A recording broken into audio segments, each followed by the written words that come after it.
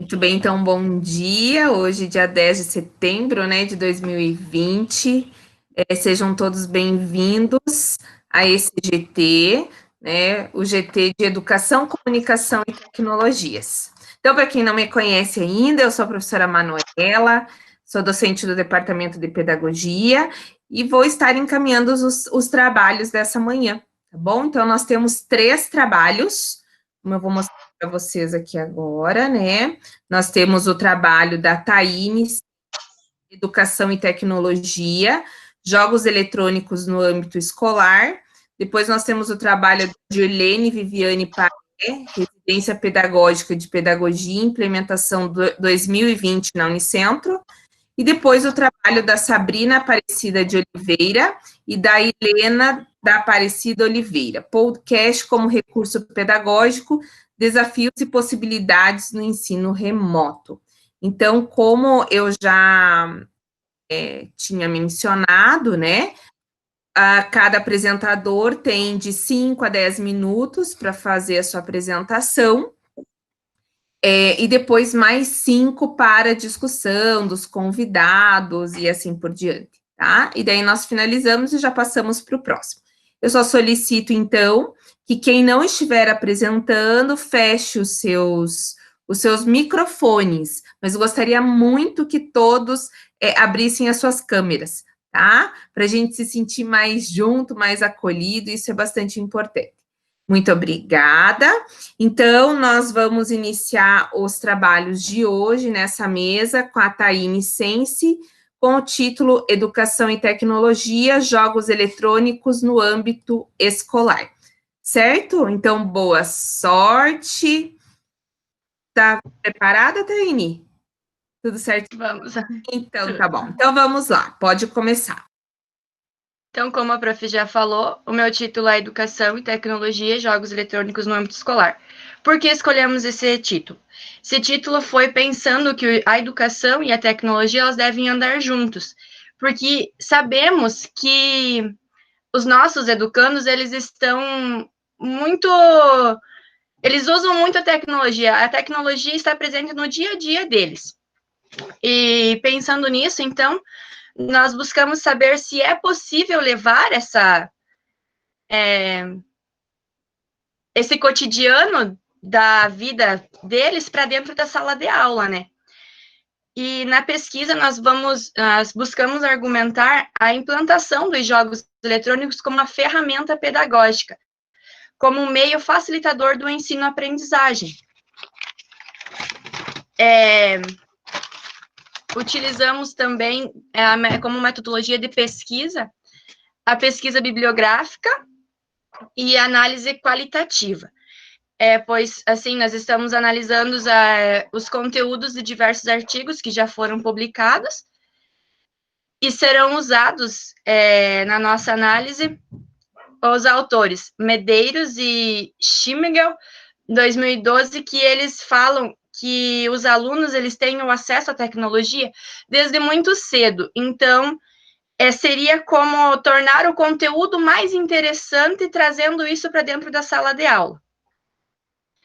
Usaremos também Monteiro, Magnan e Araújo, que eles destacam que os jogos eletrônicos eles desenvolvem algumas habilidades, como a memória, a concentração, a agilidade, a criatividade, e também usaremos Santana, Oliveira e Silva.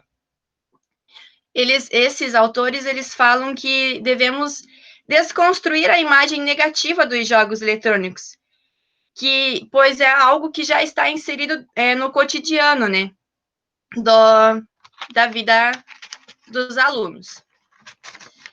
Todos esses autores, eles destacam que é possível aprender e ensinar usando os jogos, mas cabe ao professor trazer para dentro da disciplina e do conteúdo deles, né? Trazer para o conteúdo que vai ser ensinado. E, pois sabemos também que cada aluno ele possui a sua necessidade, a sua maneira de aprender. Existem alunos que aprendem mais com o visual, mais com o auditivo. E é de grande importância que eles se sintam motivados em aprender. Então, muitos aprendem jogando. A qualquer jogo, assim, a gente está aprendendo de alguma forma, alguma coisa. Então, trazer isso para dentro da realidade da sala de aula. E a nossa pesquisa, ela ainda está em andamento, de forma que ainda não possuímos todos os resultados. Mas consideramos também que os jogos eletrônicos, ele é apenas uma possibilidade para se trabalhar o lúdico dentro da sala de aula, trabalhar diferentes formas do lúdico, e o jogo é uma possibilidade. Claro que sabemos que nem todas as escolas possuem a tecnologia adequada, o recurso adequado para se trabalhar isso. Mas devemos trabalhar onde tem esse recurso, e sabemos também que é o poder público que deve averiguar as situações das escolas, a trazer esse recurso para dentro da escola.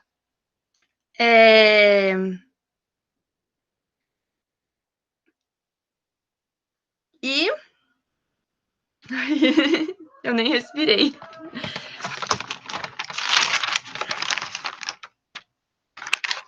Bom, então, temos que sempre pensar no que pode ser trazendo. Tem vários jogos que pode ser trabalhado dentro do próprio... Se a escola possui o laboratório, levar os alunos e trabalhar, porque ali eles vão estar aprendendo várias, como diz os autores, várias habilidades, como até a socialização com os demais, né? E eu acho que seria isso. Deu o tempo? Sobrou o tempo. A gente vai poder discutir mais. Bom, gente, então, nesse momento todo que a gente está vivendo, né, vocês já imaginaram a gente fazer uma discussão assim, online, né, cada um na sua casa, em diferentes cidades, e a gente fazer discussões aqui dos trabalhos de vocês, né? Então, acho que isso já é um grande desafio para nós, não é verdade? E para vocês que estão fazendo aí as defesas também dos trabalhos de TCC de vocês, né? Então, eu abro aqui para os convidados, para que a gente possa fazer algumas discussões, ajudar também a Taine, né? Porque esse é um momento também muito importante, né? Que as pesquisas estão ainda em andamento, algumas, né? Outras já estão finalizadas. Mas, às vezes, uma dica aqui, outra ali, pode ajudar a contribuir muito, né, para trabalhos totalmente diferenciados, principalmente nesse momento que a gente está vivendo, tá? Então, eu deixo aberto alguma pergunta dos convidados. Vocês não combinaram de não fazer pergunta para o colega, né? A carinha de você já entrega. Não? Então, eu vou começar, depois o Fernando faça também, tá? Então, vamos lá. Então, assim, Taine, primeiro, quem é o teu orientador ou tua orientadora? É o Hernando. Ah, tá. Certo. Então, você é da onde? Eu sou da Unicentro do Campus de Chopinzinho. Ah, de Chopinzinho. Muito bem. Então, é por isso que a gente não se conhece, né? Porque eu geralmente dou aula em Pitanga, onde eu moro, e em Guarapá. Muito bem. Então, assim, me diga uma coisa. Como que você percebe, assim, que esse teu trabalho, ele pode contribuir num momento como a gente está vivendo hoje, né? De grandes desafios, de uso de recursos digitais, de interfaces digitais, principalmente para você, enquanto um professor em formação, né? Então, como você está se formando, né? e esse teu trabalho não pode ser apenas um trabalho de conclusão de curso de gaveta, né? Ele precisa contribuir de certa forma. Então, como que você pensa que esse teu trabalho pode contribuir nesse momento que a gente está vivendo hoje? De isolamento social, de pandemia, de um trabalho totalmente remoto, feito por professores e alunos, né? Eu gostaria que você falasse um pouquinho sobre isso, tá? A tecnologia, ela já está presente, né, no meio agora, nesse momento que estamos vivendo, porque está sendo aprendido por meio da tecnologia, né? E muitas crianças, elas estão passando mais parte do tempo que estaria na escola, essas 4 horas que estaria na escola, eles estão passando mais tempo com os jogos. Então, acredito eu que seria, como já estão, as crianças já estão aprendendo por meio dos jogos, ou por mais que não queira, os professores não queiram, por mais que alguns não gostariam de estar lidando com a tecnologia, agora estamos, né?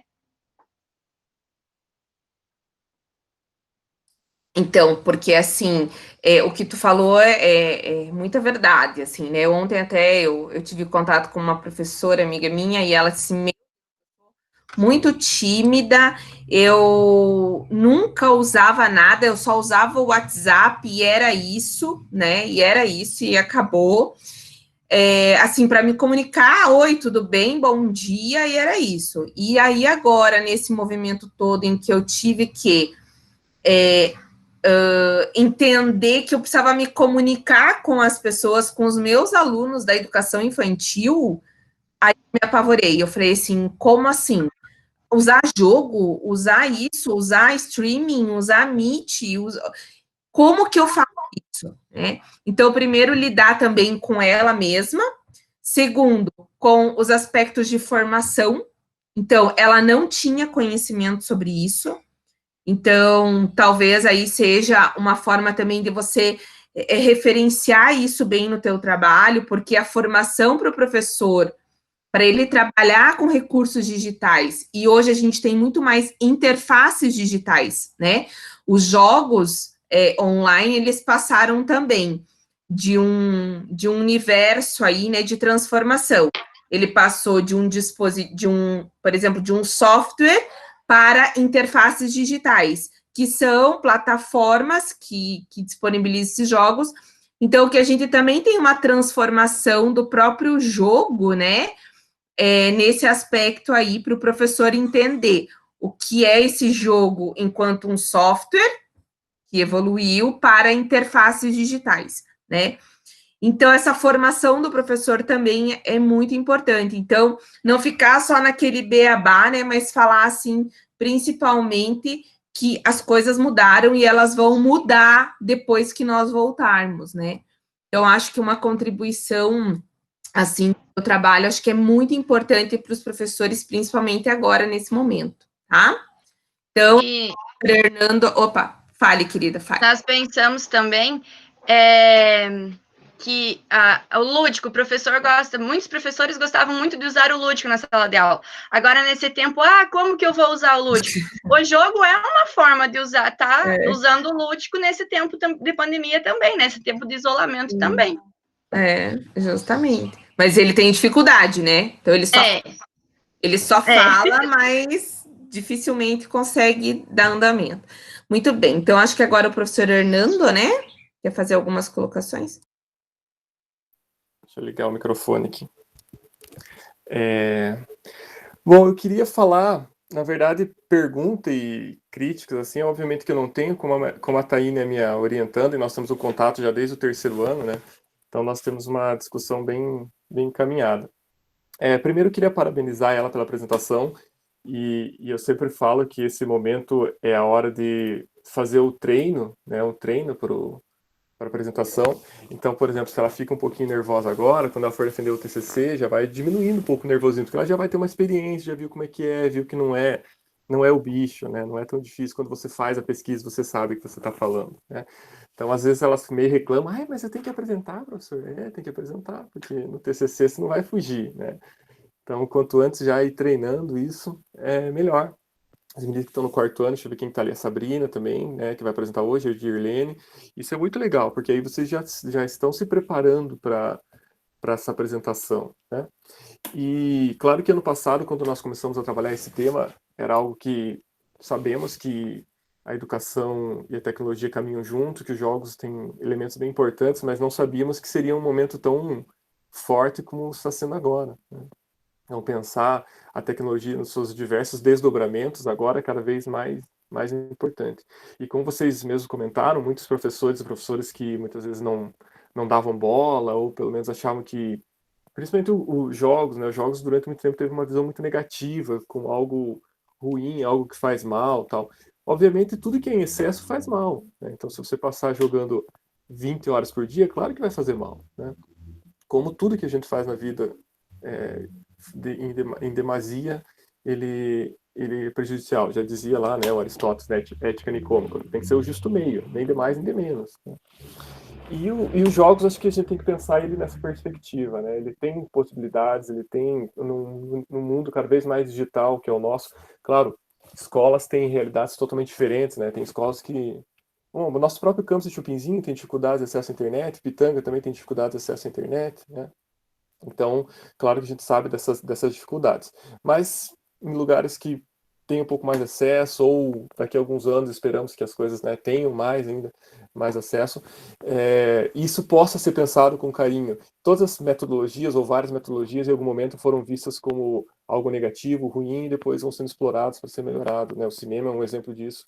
E ainda até o próprio cinema, até hoje, é usado muitas vezes de forma equivocada, né? Mas não deixa de ser uma tecnologia válida, uma ferramenta válida, né? Então, acho legal que a Thaís me expõe essa perspectiva, essa visão, tentar desmistificar um pouquinho a visão dos jogos. Sim, tem jogos que são voltados especificamente para a educação, tem jogos que não são voltados para a educação, mas podem ser utilizados, né? Eu sempre cito para ela o exemplo que, quando eu fiz meu estágio de graduação, lá nos idos de 2007, faz tempo já, né? Eu usei o jogo Age of Empires para o computador, e não é um jogo voltado para a educação, mas você pode trazer aspectos educacionais dele desde que você saiba trabalhar ele, né? Então, os jogos têm várias potencialidades, nos resta explorar e ter um pouquinho mais de paciência para pensar eles como uma ferramenta pedagógica. Então é isso, parabéns, Taine.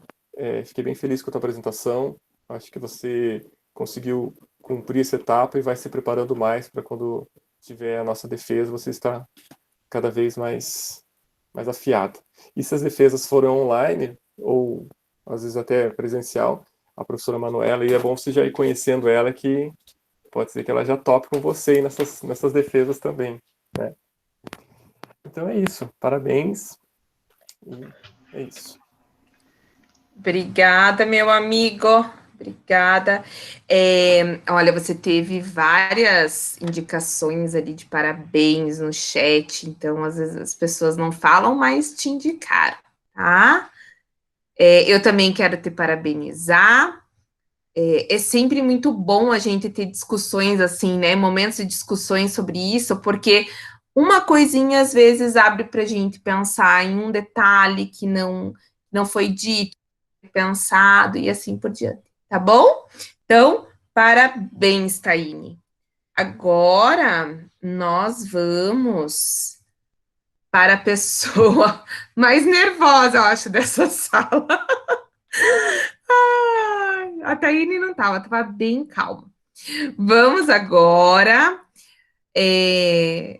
escutar, né, as discussões da Dirlene Viviane Paré, e tem o título da sua apresentação como Residência Pedagógica de Pedagogia e Implementação 2020 na Unicentro. Então, é contigo, tá bom, Dirlene? Boa sorte. Ok. Bom dia a todos, né? Tô um pouquinho nervosa, não sei por quê, porque pessoalmente isso não me acontece. Mas enfim, né? É um trabalho que eu já fiz, então vou me apresentar para quem não me conhece, mas a maioria aí já me conhece. Como já foi dito, eu sou a Dirlene Viviane Paré, sou estudante do curso de Pedagogia no Campus Avançado de Chupinzinho e estou no 4º ano. Essa minha pesquisa ainda está em andamento, porque a gente ainda nem iniciou ainda a residência pedagógica esse ano, né? Mas eu vou relatar um pouquinho da minha experiência o ano passado, porque eu também fui residente. Então, o ano passado, nós tivemos como escola a mesma que nós vamos ter esse ano, que é a Escola Municipal Presidente Francisco Neves. Inclusive, temos aí a nossa Diri, que está participando nesse momento, né? Nossa preceptora foi a Fernanda Gris, que também está presente no debate hoje. Eu fui uma das residentes e os demais já concluíram. E para esse ano, nós também vamos, né, adentrar na escola novamente. Ainda não sabemos como, né? Se vai ser remotamente ou presencialmente, porque as escolas ainda não estão disponíveis, né? E a minha experiência o ano passado foi muito significativa, e é por isso que eu resolvi, né, e eu quis continuar esse ano. Então, como objetivo, a residência pedagógica, nós tivemos algumas etapas. Dentre elas, primeiramente, foi a observação na escola, né, a imersão e, segundo, a intervenção. Os objetivos é aperfeiçoar a nossa formação, né, melhorar o nosso currículo e melhorar essa relação entre instituição e escola. Eu fiz o ano passado, bem na época dos estágios, né? Eu vou tentar deixar claro, não sei se vão conseguir entender, mas que a residência pedagógica não é um estágio, apesar de nós conseguimos fazer os dois ao mesmo tempo, né? A residência pedagógica, ela tem uma carga horária muito maior e diferenciada, e vamos dizer que de mais qualidade, porque o estágio em si, como tem poucas horas, né, e a gente dentro de uma escola faz somente aquelas horas e retorna novamente para a instituição, a residência pedagógica nos deixa entrar dentro da escola e continuar lá, né? A gente tem um olhar diferenciado, né? Conseguimos encontrar problemáticas, desenvolver as coisas, conseguimos relacionar a teoria e prática, né? Tudo que a gente aprende na universidade, a gente começa a colocar lá dentro. Então, foram desenvolvidas muitas atividades, a gente participou de vários projetos dentro da escola, né? A gente trabalhou diretamente com os professores, pedagogos, né? Os coordenadores e os alunos. O ano passado, eu fiz os meus estágios junto com a residência, porém, a minha intervenção da residência foi em outra turma, né? Então, eu já tive um olhar diferente, porque nos estágios a gente não conhece a escola e nem os alunos quando a gente entra e escolhe aquela turma, né? A residência pedagógica nos possibilita ter esse olhar mais crítico, né? E observador. Uma das coisas importantes que eu também queria destacar é a importância da bolsa, né? Científica para a residência pedagógica, porque quando eu estava no terceiro ano, eu ia desistir do curso porque não teria possibilidade de me locomover da minha cidade, que eu morava em Candói, para Chopinzinho, né? Então, foi quando surgiu a residência pedagógica, eu também não trabalhava, então a residência pedagógica, ela traz essa oportunidade, esse aperfeiçoamento profissional, né? Porque muitos dos acadêmicos hoje não estão no mercado de trabalho, principalmente não atuam na educação.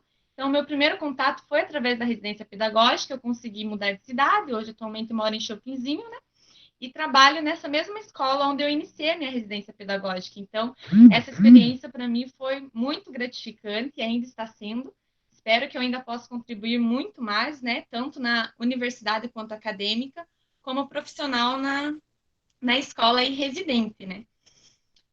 Então, esse ano a gente não sabe como vai fazer, como eu já falei, mas nós já temos escolhido a nossa preceptora, que é a Fernanda Gris novamente, e nós temos mais 7 residentes, né, fora eu.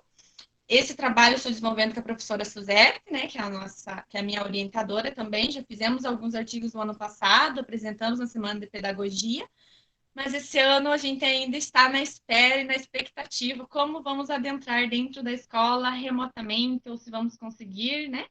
Penso que isso vai trazer para a gente uma grande qualidade de ensino, porque a gestão hoje ela já está diferente, porque como vamos atuar remotamente, né? Então, como vamos rediziar, né? Remotamente lá dentro. Então, é tudo uma espera, uma expectativa, e eu penso que seria isso.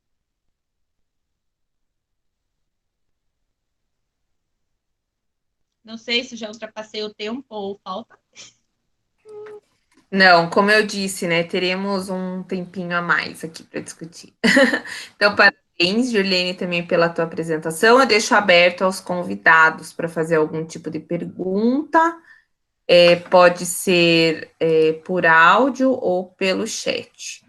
Pelo chat, por enquanto, ainda não. Apenas te parabenizando. Então, eu, né? Claro, eu vou fazer algumas colocações. Me diga uma coisa, é teu tema de TCC ou não? Esqueci de comentar isso. Não, meu TCC eu vou apresentar à tarde, é uma coisa bem diferente, né? Outra coisa. Tá. A tua orientadora na residência é a Suzete. Para o artigo que eu vou escrever, sim. Uhum. Sim, legal. E assim, então, por exemplo, a gente pela primeira vez que a gente tem experiência de residência pedagógica em campo e avançado, né? Começou isso em Chopin. Nós não tivemos isso em Laranjeiras e nem em Pitanga. Então, Chopin foi o primeiro campo e avançado que teve essa oportunidade, né? E eu acredito pela tua fala que isso foi muito importante para vocês, né? Você disse isso de forma muito clara. Qual o sentido para você, assim, de realizar a residência pedagógica, né? E ter algo realmente diferenciado na tua formação? Porque, como você falou mesmo, né? Há uma grande diferença entre estágio, né? Que a gente fica um pouquíssimo tempo na escola, e muitas vezes vocês não têm experiência ainda de sala de aula, não têm vivência, mas chega um projeto como residência e desmistifica muitas outras coisas, né? Então, assim, qual o sentido que a residência pedagógica teve na tua formação? Já que tu estás no 4º ano, né? Que tu estás te formando.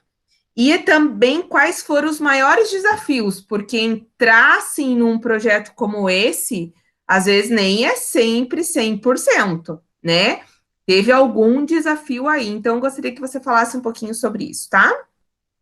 Ok.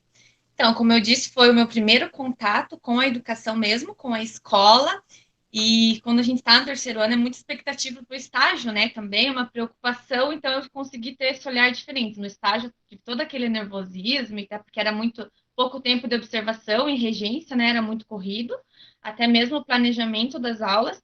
Então, a residência pedagógica, para mim, assim, ela me deu um olhar mais crítico, eu pude analisar no geral, no contexto geral, né?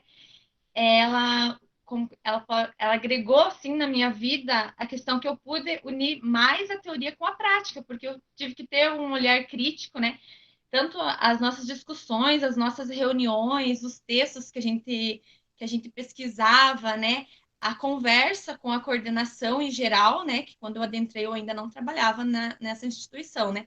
Então, assim, os olhares, né? Os debates, a preocupação dos professores, dos coordenadores, trazendo as problemáticas, a nossa preocupação era como que nós poderíamos contribuir. Eu penso que de uma forma ou de outra a gente acabou contribuindo dentro da escola, né? Resolver problemas a gente não resolve, mas a gente começa a pensar a nossa prática, né? Como se eu fosse professora e se essa turma fosse minha, como que eu ia solucionar esse problema, né? Ou como, né, em gestão e tudo, aquele olhar direto, né, com a escola.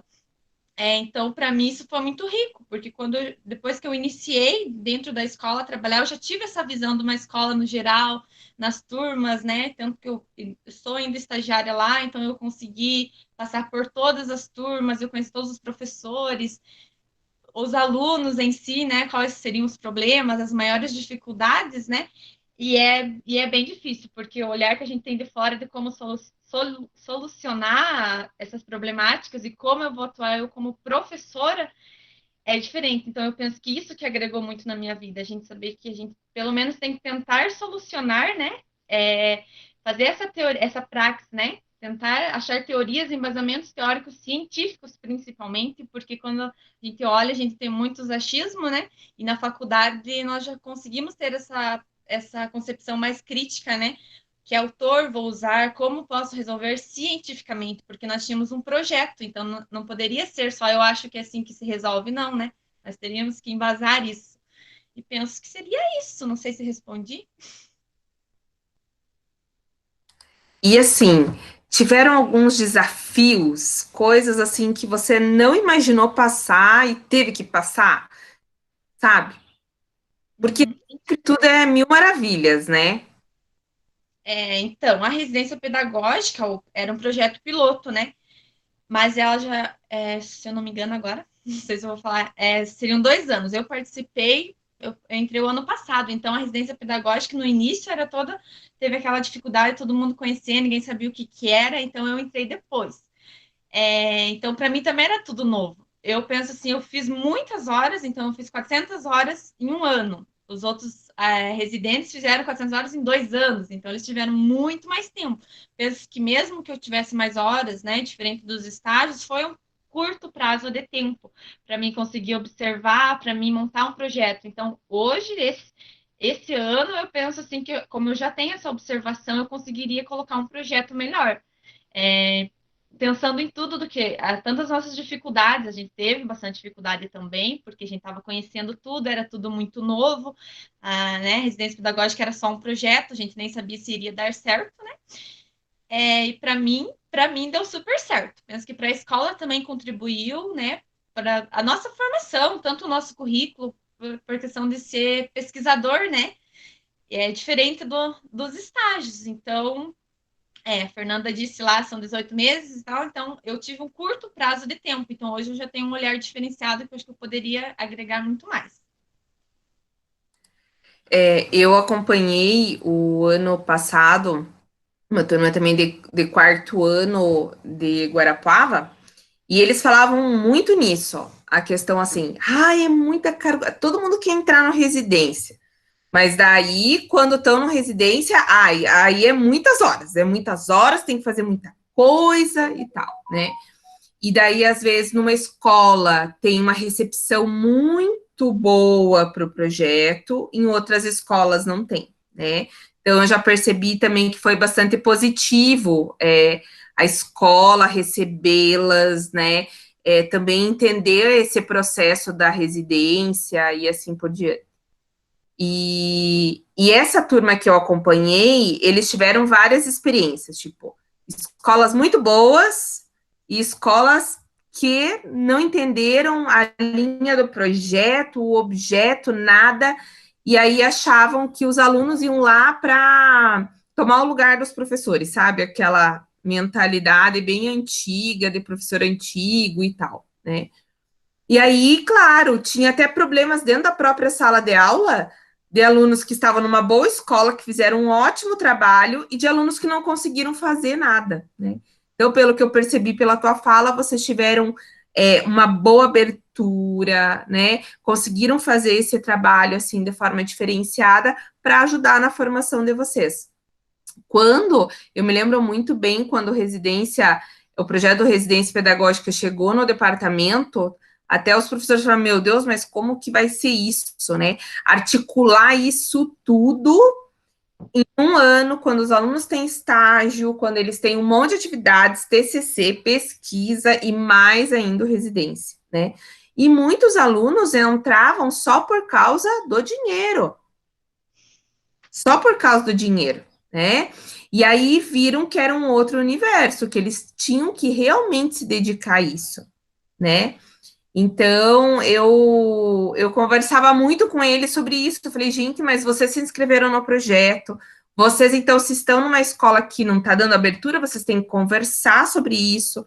A orientadora tem que ir lá, tem que conversar, ajudar e tudo, né? Então, e aí eles começaram a fazer isso. Conversar com a orientadora para ajudar. Então, às vezes, tiveram, assim, muitas atividades de sensibilização da própria coordenadora do projeto dentro da universidade, mesmo ela já tendo, né, ela já tinha ido lá, já tinha conversado, mas tiveram que ter atividades de sensibilização sobre o projeto, né, e sobre a importância disso, não só para vocês, mas também para a escola. Então, acho que foi um grande desafio para essa turma que eu acompanhei o ano passado. Mas então, tá. Mais alguém quer fazer alguma colocação? No chat, são só parabéns, parabéns, parabéns. Muito bem, então acho que é isso. Muito obrigada, Dirlene, parabéns, tá? Obrigada. Agora nós vamos para o terceiro e último trabalho, que é da Sabrina Aparecida de Oliveira e da Helena da Aparecida Oliveira. Podcast como recurso pedagógico, desafios e possibilidades no ensino remoto. Muito bem, então vou ajudar as meninas aqui. Vou colocar a apresentação delas. Só um minutinho.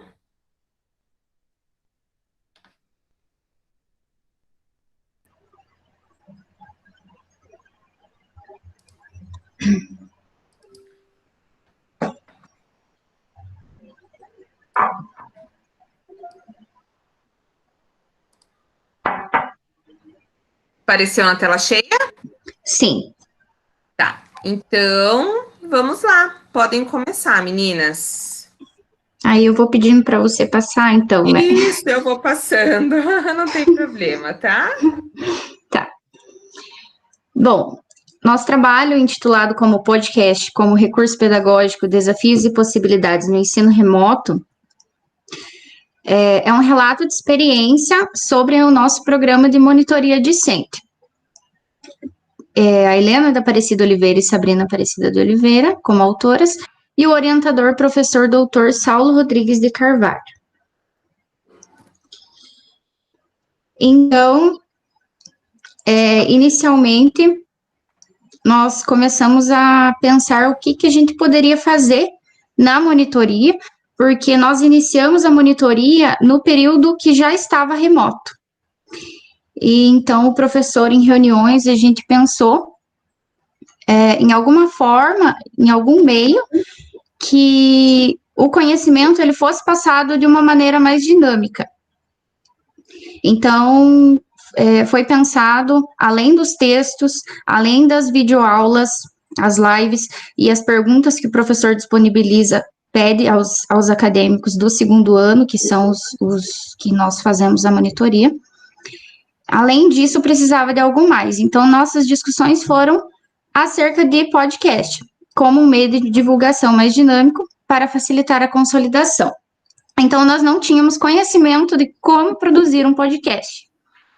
E uma conversa com o professor Hernando Brito, ele nos indicou um curso com certificação pelo portal LICO, Livre Conhecimento, da Unicentro, sobre como produzir podcast no meio educacional. Posso passar? Pode passar.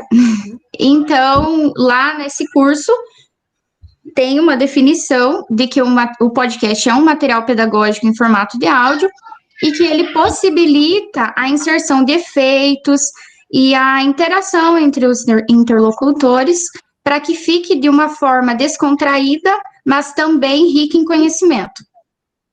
Para essa produção, inicialmente nós tivemos que pensar um nome, então nós elencamos podcast das meninas, não tanto criativo, mas ficou pelo menos ficou a nossa marca. E então, pensando como produzir, nós iniciamos também as leituras de cada conteúdo, participamos das aulas e fizemos reuniões para a construção dos roteiros. Além da construção dos roteiros, nós elencamos também uma trilha sonora padrão para a introdução do podcast, e nós utilizamos a música Apesar de Você, do Chico Buarque, por ser uma música mais crítica e, com certeza, veio a calhar na questão de ser uma disciplina de fundamentos da educação.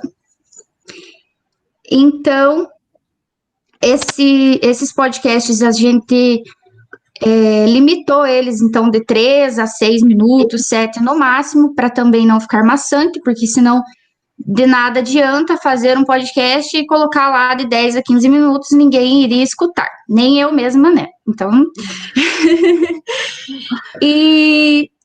então, nós começamos a produção dos conteúdos. Aqui nós elencamos os 3 primeiros conteúdos e programas, e estamos em continuidade, acredito que estamos no 5º programa.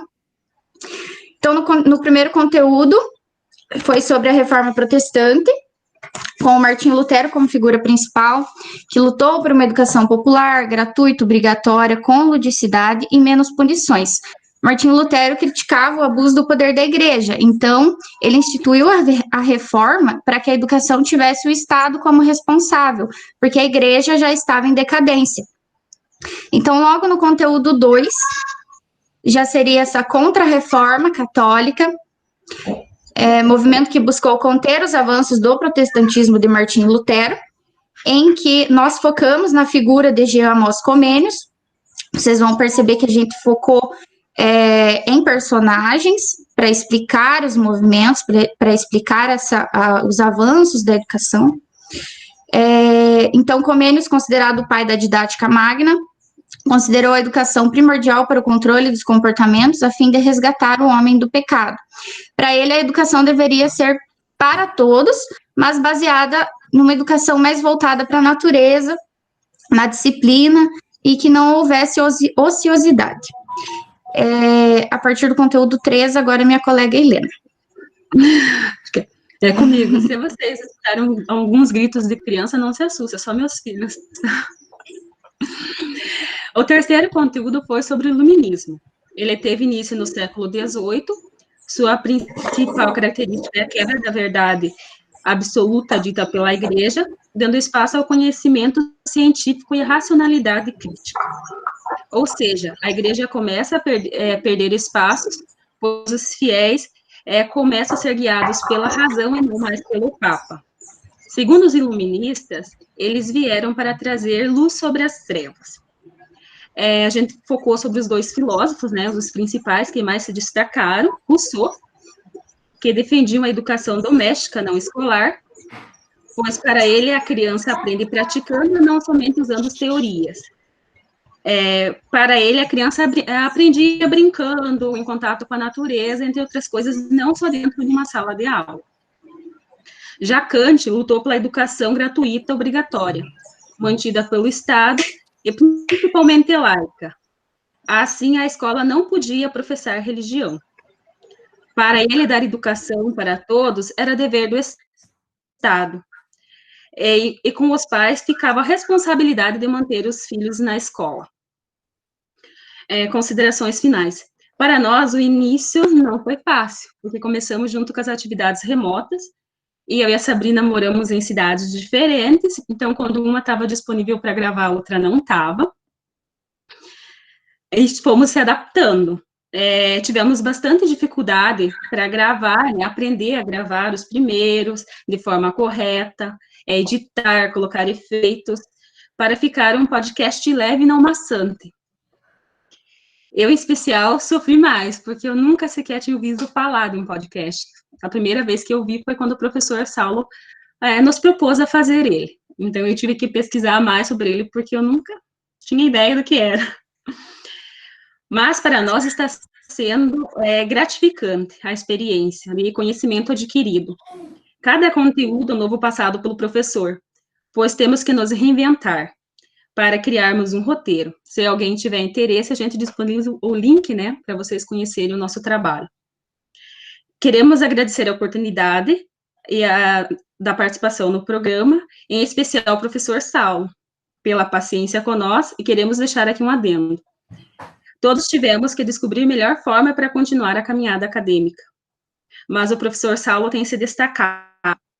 Percebemos desde o início da monitoria a preocupação dele com os alunos aprendam, com qualidade, antecipando o conteúdo, deixando que faça as perguntas para ele responder nas aulas pelo Google Meet, pois para ele o conteúdo é importante, mas o mais importante é que os alunos aprendam com qualidade.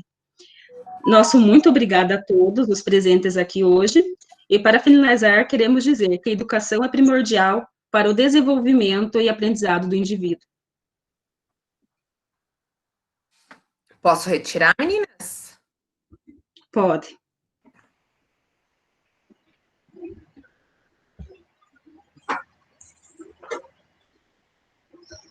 Muito bem. Eu vou deixar aberto aqui a perguntas ou colocações. Quem gostaria? Já que eu fui citado, eu vou falar. Então. Ai, meu Deus. Direito de resposta. Bom, então, primeiramente, parabéns para as meninas. É uma ótima iniciativa. Eu acho que é bem legal essa ideia do podcast. É uma coisa, puxando o que nós falamos no começo, né? É uma coisa que estamos nos reinventando cada vez mais. E fico feliz também que o material que eu fiz foi de auxílio para vocês. Foi uma atividade que nós fizemos lá no Núcleo de Educação à Distância, no qual eu e a Manuela trabalhamos. E desde o ano passado, que nas viagens Chopinzinho eu comecei a escutar muito podcast. É uma coisa que eu quase não fazia, porque às vezes não dá tempo e tal, mas na viagem, como são 2 horas para ir, 2 horas para voltar, então tem bastante tempo para fazer, né? E aí comecei escutando bastante podcast e tal, e ano passado surgiu essa ideia e fizemos aquele curso, né? Então fico feliz que o curso ajudou vocês, né? Que deu pelo menos uma luz em algumas questões, e parabenizar novamente a iniciativa de vocês, o trabalho. Eu acho que o primeiro eu escutei que o Saulo me mandou, se eu não me engano. Eu acho que ficaram bem legais, assim, né? Então, claro que fazer um podcast envolve muita coisa, assim, né? Equipamento e softwares e tal. Então, não é uma coisa simples de ser feita, né? E aí, quanto mais recursos, né, você tem, ele vai ser de um jeito. Você faz conforme você tem as tuas questões disponíveis, né? Então, o de vocês ficou bem legal, bem jóia mesmo. Muito mais do que os dispositivos, a criatividade, isso às vezes conta muito mais. Não adianta você ter um super hiper microfone, mas não saber o que falar, ou não ter conteúdo podcast, né? Então, de vocês tem bastante coisa legal. Espero que vocês continuem fazendo, né? Acho que vocês têm bastante potencial para fazer muita coisa. E é uma ideia interessante para outras pessoas que quiserem começar a fazer podcast, pensar o podcast também como uma ferramenta. Essa ideia de espaços curtos, como vocês fizeram, é bem legal. Realmente, as pessoas não vão ficar muito tempo ali ouvindo, ou próprios vídeos, né? Se a gente fizer um vídeo de 2 horas, as pessoas não vão assistir, né? Tem que ter um tempo muito... Tem que ser uma coisa que você queira muito, e tem que ter um tempo muito disponível para você ficar um longo período, né? Além das outras atribuições. Então, acho que é bem legal essa ideia de vocês de fazer em curtos períodos. Mas era mais para parabenizar, né? Eu acho que as meninas estão de parabéns. A Iena eu não conheço, a Sabrina eu já conheço já faz alguns anos, né, Sabrina? Desde o primeiro ano, e sempre foi uma aluna muito dedicada, muito inteligente, muito comprometida com o curso, né?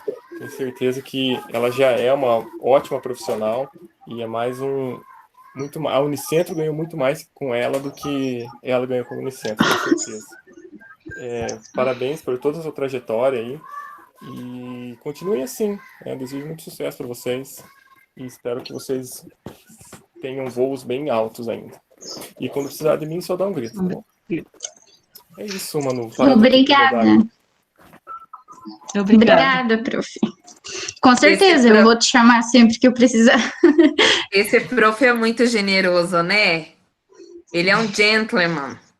Sempre foi um amigão do coração. Como o Hernando falou, né? Esse foi um projeto que ele desenvolveu no Núcleo de Educação à Distância, esse curso, né, que vocês tiveram acesso, e pessoas, assim, do Brasil inteiro, e também de fora do Brasil, fizeram o curso, né? Então, assim, foi muito joia, tá? Ele também fazer essa relação com o que a gente produz também fora do curso de pedagogia, né? Porque a gente produz muito conteúdo, e hoje muito mais, porque as pessoas precisam de formação, né? E a gente, então, como produtor também desses conteúdos, é muito bom que os alunos tenham acesso e que façam um bom uso disso. Bom, se falar disso aí tudo, a gente fica aí até meio-dia, né, Hernando? Falando e conversando sobre isso.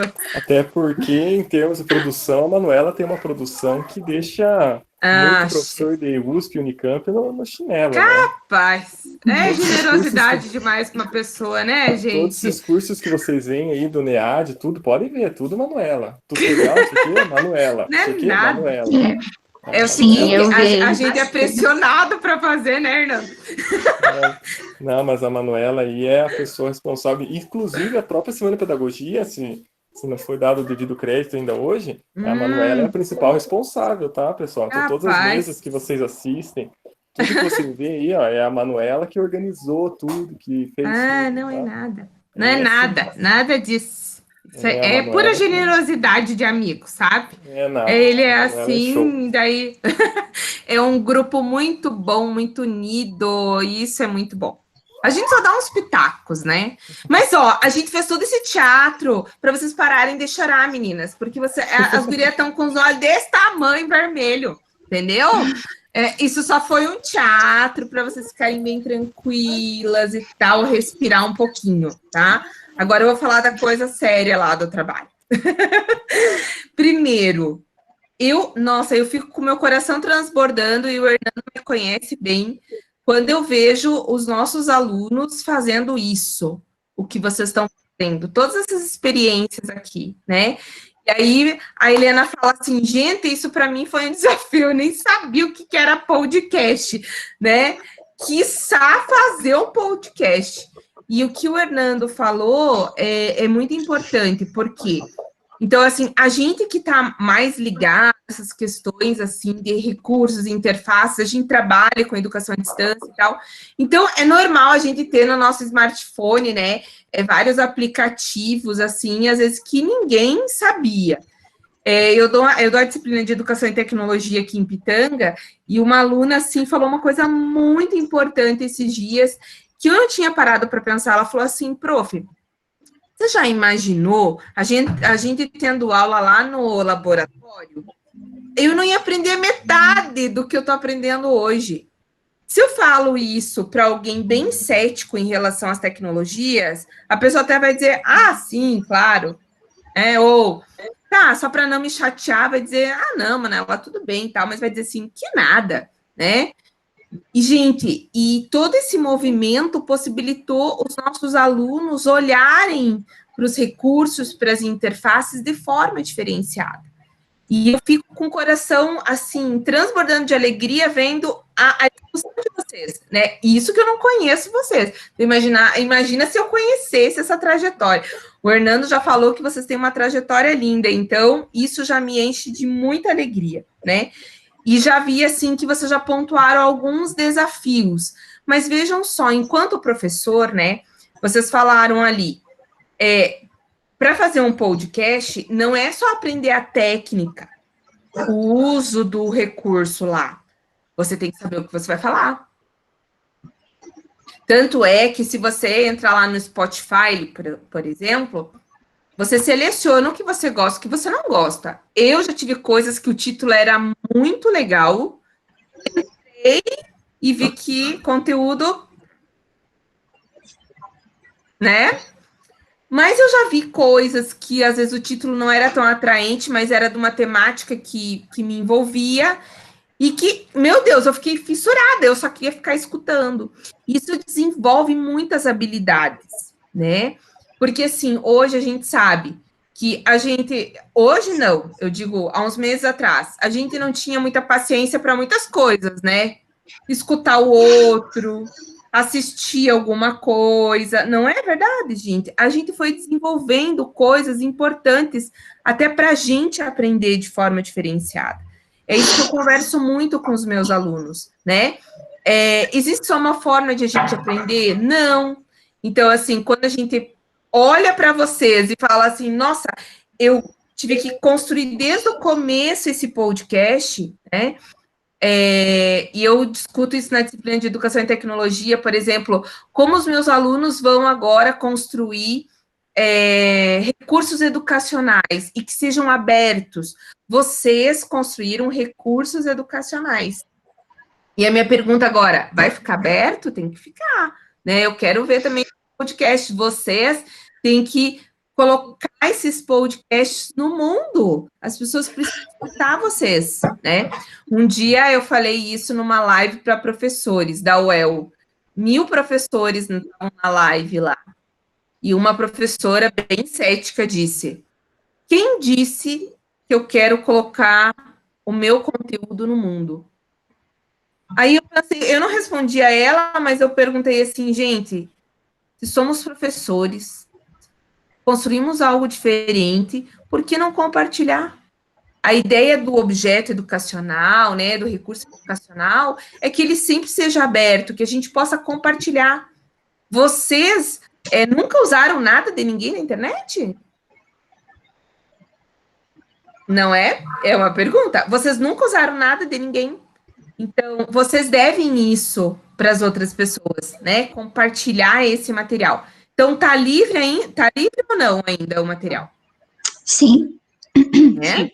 Ele está Então, em construção, então cada episódio nós enumeramos e disponibilizamos o link para o professor e ele disponibiliza no Moodle e no grupo de WhatsApp da turma. Os primeiros, eu acredito que ele também passou para a Suzete, para a turma de segundo ano de Pitanga, e nós também disponibilizamos no Facebook. Tá, então, só que é pro mundo, tá? Fala pro Saulo colocar, agora nosso Saulo, né, Hernando? Tá expert agora nessa repositórios aí, fala para ele colocar em algum lugar que todo mundo possa ter acesso, porque ainda é restrito, tá? Ainda tá num grupo restrito. E é pra gente divulgar, eu também quero conhecer, quero ver o trabalho de vocês, tá bom? Fala pro Saulinho que eu quero ver. Eu acho que ele posta no Twitter dele também, que eu vi que ele já tinha postado alguma coisa. Assim. Tá, então tá bom. Gente, ele sugeriu também que a gente comece a utilizar uma plataforma maior, porque no momento nós utilizamos o Spreaker Studio. Então, ele é um pouco mais limitado, só que por enquanto, e com toda a correria que tava, a gente achou ele um pouco mais fácil de utilizar. Mas, para que melhore, né, o nosso andamento, eu acredito que temos que passar por uma plataforma maior.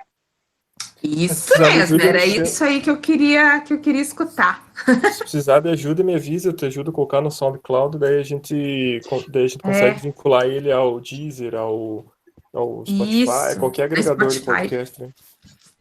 Sim, quando tiver no Spotify, gente, ou no Deezer, tá no mundo. E eu acho que é esse o caminho, tá? Porque é de fácil acesso às pessoas, entender? Então, tipo, precisa ser fácil o acesso. Então, não adianta só você produzir um bom conteúdo, mas você não ter fácil acesso a isso, entende? Então, tô torcendo para que isso aconteça. Quando tiver no Spotify, me avise, tá bom? Quero assistir por lá. Mais alguma colocação, gente? Eu vou fazer a última fala, Manu, antes de você encerrar, então. Claro. Quero parabenizar as meninas, né? Então, tanto a Dirlene também é minha aluna já de longa data, a Sabrina, né? Como eu falei, a Iana não conheço, e a minha própria orientanda, né? É um prazer escutar vocês falarem e ver a trajetória de vocês, já que eu conheço vocês desde o primeiro ano. E eu fico muito orgulhoso e satisfeito de ver o quanto vocês desenvolveram, o quanto vocês cresceram nesses anos aí, né? Já estão profissionais prontas já, muitas já trabalham, mas vamos pensar assim pelo lado da formação acadêmica, né? Do Canudo, se eu tivesse ele aqui, eu já dava para vocês, né? Vocês já têm tudo que precisam para ser ótimos profissionais, que já são, né? E eu fico bem feliz, né? Foi um prazer ouvir vocês. Fico muito contente. Parabéns pela Manuela também, pela organização dos trabalhos, aí, a condução dos trabalhos. É uma pena que as meninas não tenham aula com você, né, Manu? Nosso campo Chopinzinho perde muito sem a Manu lá. Mas parabéns pelo trabalho, né? Fiquei bem feliz também com a tua condução. E é isso, eu queria só parabenizar as meninas aí, que vocês são muito 10, né? Continuem esses trabalhos maravilhosos e nas defesas do TCC vocês vão arrasar também. Né? Isso mostra só que esses 4 anos vocês não só passaram pela universidade, né? Vocês viveram a universidade, vocês estavam ali estudando, se dedicando, se esforçando. E isso é muita diferença quando a pessoa só fica sentada lá aos 4 anos e não faz nada, das pessoas que realmente se dedicam, se esforçam, sofrem, porque a gente sabe que é sofrido, tem um monte de texto para ler, tem muitas outras coisas, e vocês ali sempre estavam ali, sempre se dedicando, se esforçando, né, demonstrando o máximo, e agora é o coração dessa questão, né? Então a gente percebe muito nítido isso quando as pessoas fazem esse percurso.